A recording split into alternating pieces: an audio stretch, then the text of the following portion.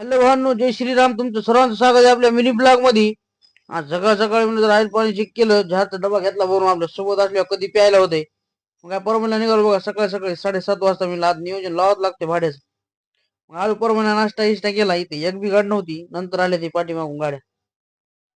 मग काय जोड लावत लागते म्हणलं. तेवढं आला बघा शांभो. त्यामुळे म्हणलं गाडी कधी झाली तर सांगा. गाडीला लावली 50-55 हजार रुपये बघा येणं. सगळंच काम करून घेतले. मग किती झाली कैलास भाऊ. कैलास भाऊ म्हणजे त्याला नाश्ता करतो. मी म्हणलं याला काय सांगू डबल नाश्ता करायला म्हणून गेलो. यायचा बी हवाडा हाणायला. खिचडी भजी नंबर 1 स्टेशनला. खाली निघालतो पॉइंटला. पॉइंटला आल्यावर काय निघालो तिथून.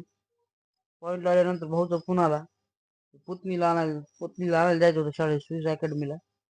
दुसरीला आहे बघा.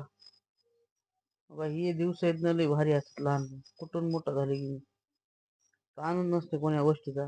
गेलो गावाकडून लगेच आलो परभणीला. हॉस्पिटलचं काम होतं आज.